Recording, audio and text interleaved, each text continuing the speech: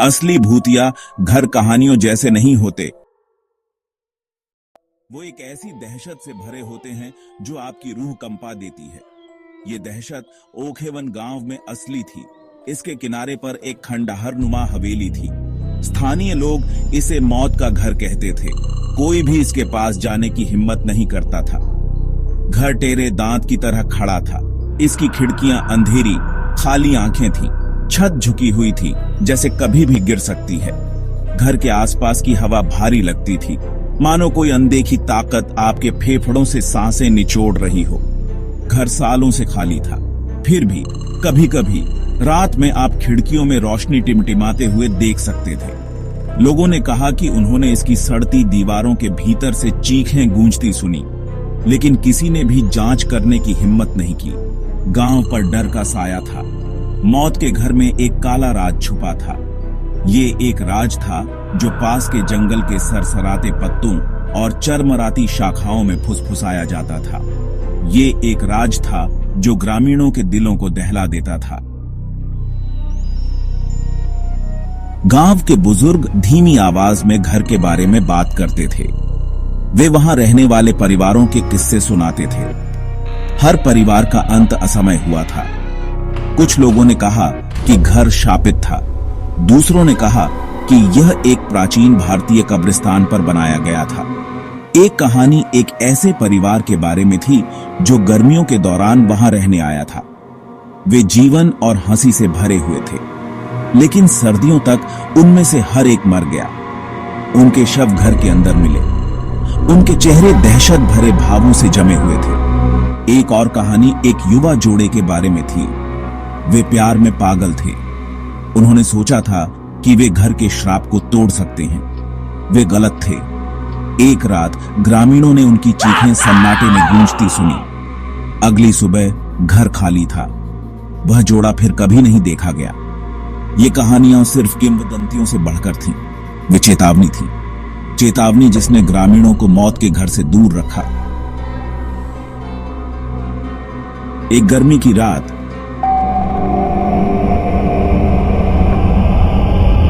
किशोरों के एक समूह ने घर का पता लगाने का फैसला किया। वे युवा और मूर्ख थे। वे कहानियों पर विश्वास नहीं करते थे। उन्होंने सोचा था कि यह एक रोमांचक साहसिक कार्य होगा। वे गलत थे। किशोर बहादुरी से घर की ओर बढ़े, लेकिन जैसे जैसे वे करीब आते गए, उनके ऊपर एक डर छा गया। हवा ठंडी हो गई। सन्नाटा उनके खुद के सांस लेने की आवाज से ही टूट रहा था। उन्होंने चरमराते गेट को धक्का दिया और ऊंचे रास्ते पर चले गए। घर उन पर मंडरा रहा था। उसकी परछाई उन्हें पूरा निगल रही थी। वे घर में दाखिल हुए। उनकी हंसी उनके गले में ही मर गई। घर अंधेरा और धूल भरा था। हर कोने से मकड़ी के जाले लटके हुए थे। सड़न की गंध से हवा भारी थी। किशोर घर की खोजबीन करते रहे। उनके दिल उनकी छाती में धड़क रहे थे। किशोर घर से कभी बाहर नहीं आए। दिन हफ्तों में बदल गए, हफ्ते महीनों में बदल गए। उनके परिवारों ने उन्हें ढूंढा, लेकिन वे कभी नहीं मिले। ग्रामीणों ने फुसफुसाते हुए कहा कि घर ने उन पर दावा कर लिया है, जैसे उसने पहले कई लोगों पर दावा किया था। पुलिस ने गुमशुदगी की जांच की। उन्होंने घर की ऊपर से नीचे तक तलाशी ली। उन्हें कुछ नहीं मिला। कोई सुराग नहीं, संघर्ष के कोई निशान नहीं। ये ऐसा था जैसे किशोर हवा में गायब हो गए हों। पुलिस को केवल एक डायरी मिली। ये अटारी में एक गुप्त डिब्बे में छिपा हुआ था। डायरी सारा नाम की एक युवती की थी। वह कई साल पहले अपने परिवार के साथ घर में रहती थी। उसकी प्रविष्टियां भय और निराशा से भरी थीं। उसने रात में अजीब आवाजों, टिमटिमाती रोशनी और देखे जाने की भावना के बारे में लिखा। डायरी में आखिरी प्रविष्टि द्रुतशीतन थी। यह कांपते हाथ से लिखा गया था। स्याही खून जैसी किसी चीज से सनी हुई थी। वह यहां है, यह पढ़ा। एलियास ग्रेसन हमारे लिए वापस आ गया है। एलियास ग्रेसन नाम ने ग्रामीणों की रीढ़ की हड्डी में कंपकंपी भेज दी। वह एक ऐसा नाम था जिसका उच्चारण केवल फुसफुसाते हुए किया जाता था। वह घर का असली मालिक था। एलियास ग्रेसन एकांत प्रिय था। वह घर में अकेला रहता था। बाहरी दुनिया से सभी संपर्क छोड़ देता था। वह एक जादूगर, काले जादू का अभ्यासी होने की अफवाह थी। ग्रामीणों ने घर में होने वाले अजीबोगरीब रस्मों और बलिदानों के बारे में फुसफुसाया। उन्होंने कहा कि उसने बुरी ताकतों के साथ एक समझौता किया था, अपनी आत्मा को अनंत जीवन के लिए बेच दिया था।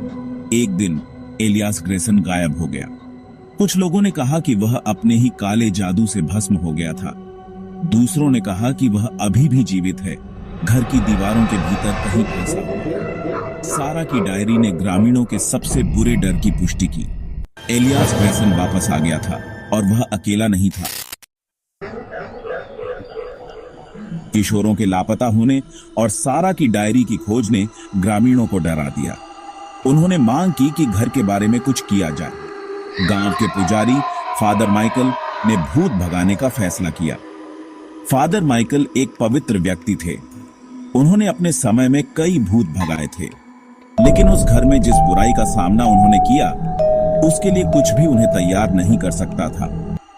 जैसे ही उसने अनुष्ठान शुरू किया, घर जीवित हो उठा। बत्तियां हिंसक रूप से टिमटिमा उठी। तापमान गिर गया।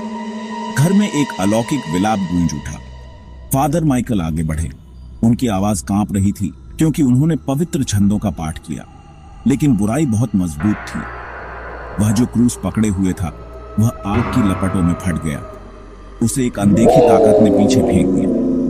फादर माइकल मुश्किल से अपनी जान बचाकर भागे। उन्होंने उस रात जो देखा, उसके बारे में कभी बात नहीं की, लेकिन उनके बाल रातों रात सफेद हो गए। वह उस रात के आतंक को अपनी आंखों में लेकर मरने के दिन तक रहे।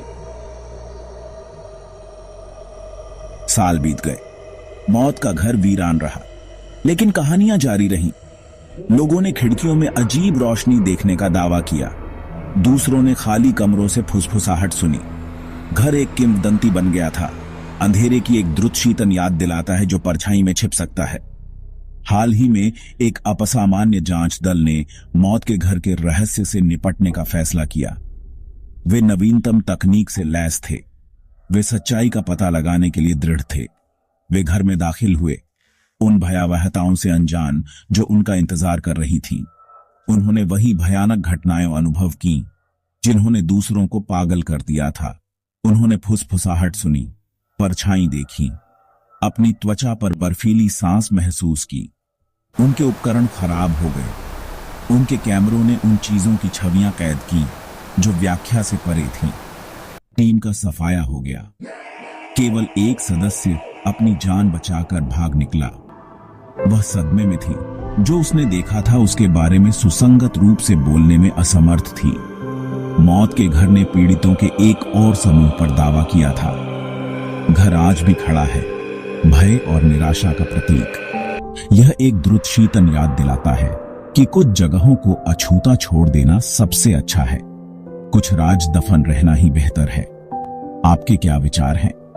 क्या आपने कभी कोई असामान्य अनुभव किया है? अपनी कहानियां नीचे टिप्पणियों में साझा करें।